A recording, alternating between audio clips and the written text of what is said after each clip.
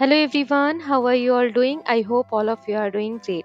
So in this video we will do chapter number 22 चार दिशाएं। ये एक पोयम है और ये चैप्टर आपकी सारंगी न्यू एनसीईआरटी क्लास 2 हिंदी का है।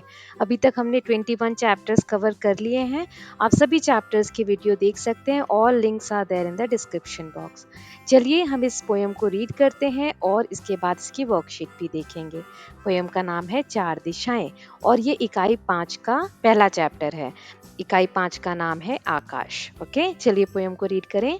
उगता सूरज जिधर सामने उधर खड़े हो मुंह करके तुम, ठीक सामने पूरब होता और पीठ पीछे है पश्चिम।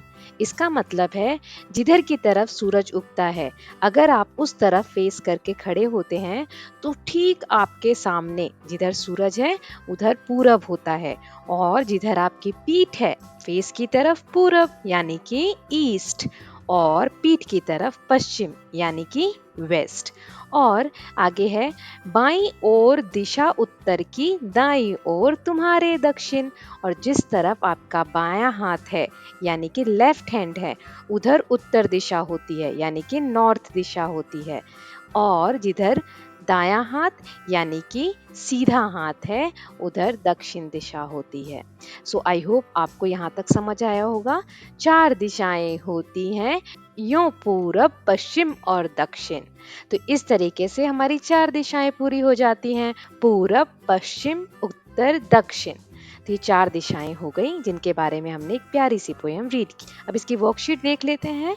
बातचीत के लिए कुछ प्रश्न है। पहला है, आप दिशा का अनुमान कैसे लगाते हैं? आप रियल लाइफ में अगर आपको डायरेक्शन या दिशा का पता करना हो तो आप कैसे करते हैं? तो हम सूरज को देखकर दिशा का पता लगाते हैं कि सूरज जिधर से निकल रहा है वो पूरब है, उसके अपोजिट साइड पश्चिम है, हमारे बाईं तरफ उत्तर है और दाईं तरफ दक्षिण है। ऐसे ही अगला प्रश्न है, नीचे कुछ शब्द दिए गए हैं, आपको क्या करना है? इन शब्दों में अपनी कहानी बनाइए और कक्षा में सुनाइए। तो ये जो शब्द हैं इनको मैंने यहाँ लिख लिया है। अब इन सभी शब्दों को यूज करके हमें एक छोटी सी कहानी बनानी है।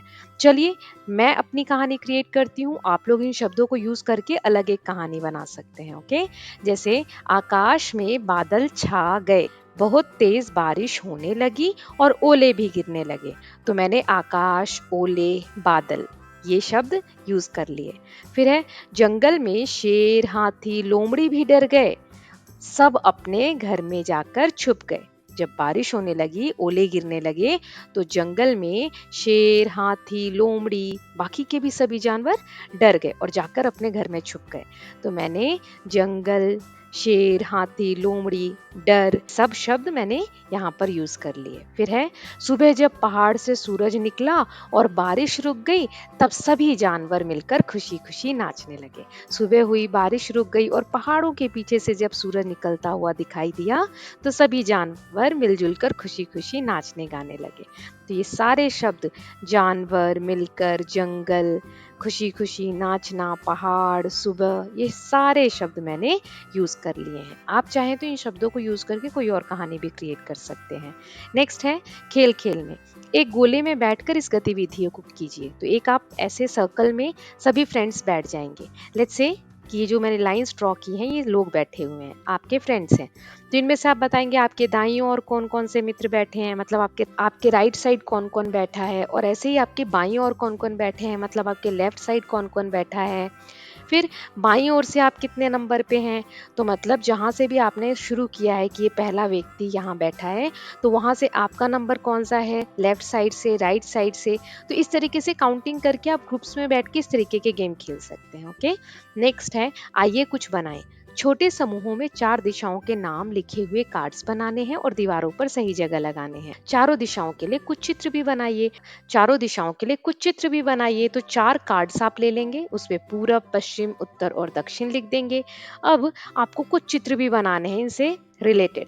तो यहाँ मैंने चार कार्ड्स बना दिए। अब पूरब के लिए क्या चित्र बनाया मैंने, पूरब में सूरज निकलता है, उस वक्त सूरज बहुत ब्राइट और येलो दिखता है, तो मैंने एकदम ब्राइट सन ड्रॉ कर दिया।